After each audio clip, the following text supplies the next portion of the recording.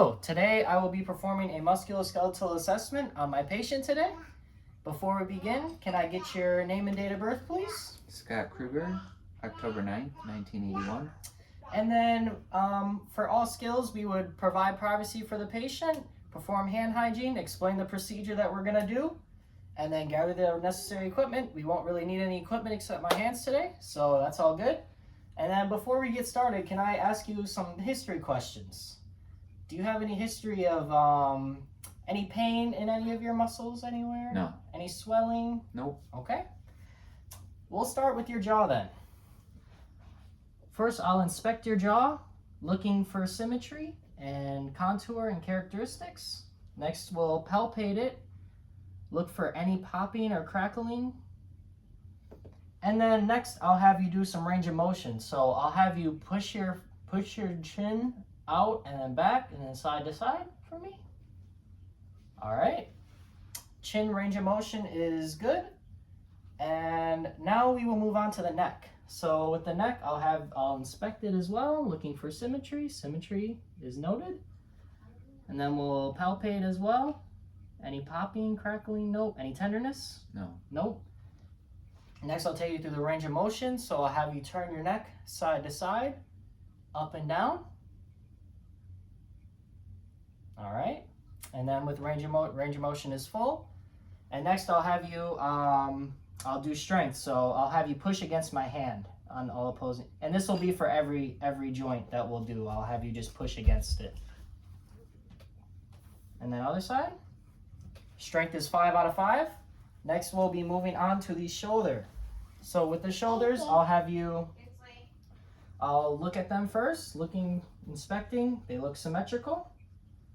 Next, I'll palpate. Any crackling, pops? Nope.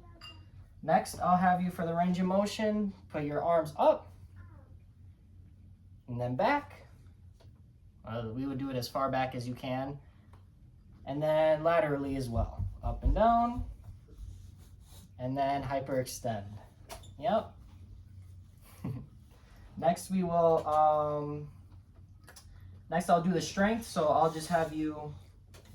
have you go oppose, yep, and then down. Strength is 5 out of 5 on the shoulders. Next we'll move on to the elbow. So again, inspect, look at the elbows, make sure they're symmetrical. And then I'll feel the elbows too. Any tenderness? No tenderness. No crackling, popping, and then range of motion. Yep, I'll have you curl for me. Ooh, I have some crackling. And then I'll have you oppose my arms again. And then down. All right, strength is 5 out of 5. Next, we'll be moving on to the hands and the wrist. So first, I'll do the hands. We'll do the hands. So we'll inspect the hands, look at the hands, make sure they're all symmetrical. Palpate the fingers. No tenderness. All symmetrical. And then I'll have you close your fists and then open them. Close them, open them. Range of motion is full. And then I'll do the strength. So I'll have you squeeze my fingers. Strength is 5 out of 5. Next, we'll do the wrists. So, again, same procedure. Inspect.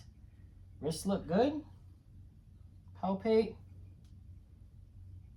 No tenderness. Nothing. Nope. And then we'll do range of motion. So I'll have you twist yours in a circle.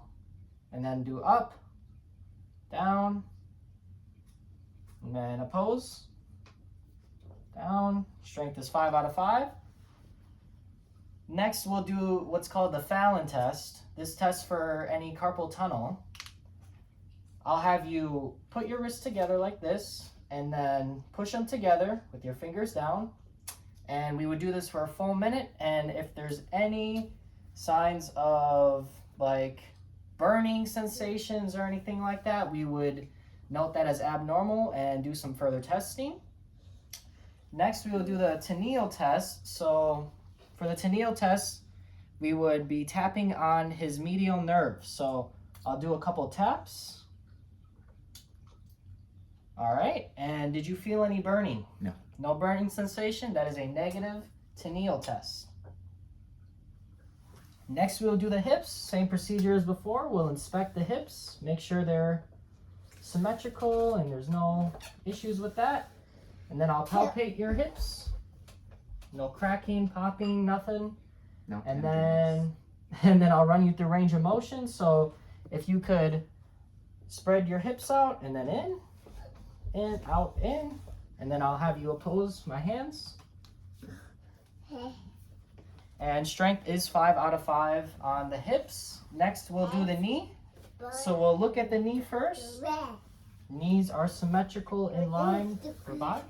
And then we will palpate again, feeling for if the knees are good or not. No cracking, popping. Any tenderness? No.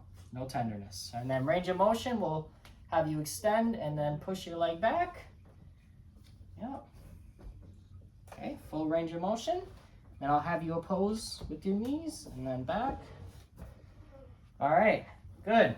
Next, we'll move on to your ankles. Same procedure as before. We'll inspect the ankle, palpate it. Do you feel any cracking, popping anywhere? No. And then we'll run you through range of motion. So I'll have you plantar flex and dorsiflex your leg for me. All right. And then I'll have you oppose my hands again.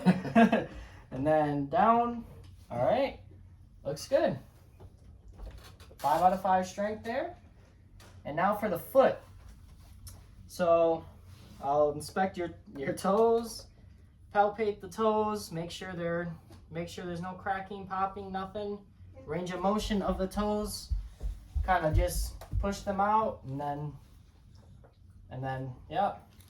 Like that. Range of motion looks good. And then we will also kind of hold down on your toes. Yep. Okay. Strength is 5 out of 5. And then next, I'll have you stand up for the last one. For the spine one, we'll inspect the spine, make sure it's symmetrical. Yep. And then we'll palpate, feel for any popping, crackling, tenderness. No. Nope. And then we'll have you we'll have you go side to side, laterally, side to side, front, back. And that is active. All these that we performed today were active ranges of motion. And when we're done, we will discuss all of our findings with the patient. Any abnormal findings? You did great. Muscles look good, tone, and we would document anything. Thank you.